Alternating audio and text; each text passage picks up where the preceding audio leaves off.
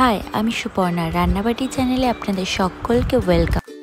আজকে আমি হাক্কা নুডলসের সহজ রেসিপি বানিয়ে দেখাবো। তার জন্য আমি প্রথমে গরম জলের মধ্যে নুডলসগুলোকে দিয়ে ভালো করে সেদ্ধ করে নেব। সেদ্ধ হয়ে গেলে জল ঝরিয়ে কিছুক্ষণ রেস্টে রেখে দিতে হবে। আর এই দিকে একটা প্যানের মধ্যে খানিকটা সাদা তেল দিয়ে ভালো মতো গরম করে তাতে দিয়ে দিয়েছি দুটো ডিম। ডিমটা ভালো করে ভেজে নিতে হবে।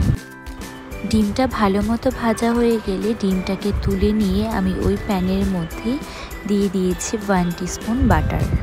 তার সাথে খানিকটা সাদা তেলও অ্যাড করেছি। বাটার এবং তেলটাকে ভালো মতো মিশিয়ে নিয়ে তার মধ্যে দিয়ে দিয়েছি রসুন কুচি এবং লঙ্কা কুচি। রসুনটা হালকা ভাজা হয়ে এলে এখানে আমি অ্যাড করেছি পেঁয়াজ এবং খানিকটা গাজর। এখানে তোমরা চাইলে আরও কিছু সবজি অ্যাড করতে পারো।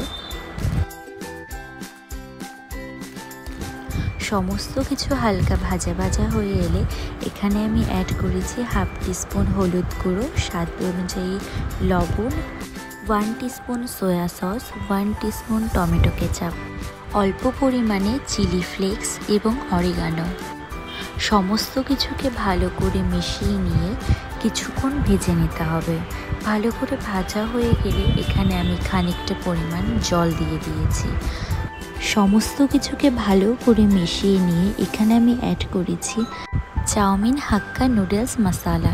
এই মশলাটার জন্য রেস্টুরেন্ট স্টাইলের নুডলসের টেস্ট বাড়িতেই অনায়াসে পাওয়া যায়। আগে থেকে ভেজে রাখা সমস্ত ডিমগুলোকে দিয়ে ভালো করে কিছুক্ষণ মিশিয়ে নিতে হবে।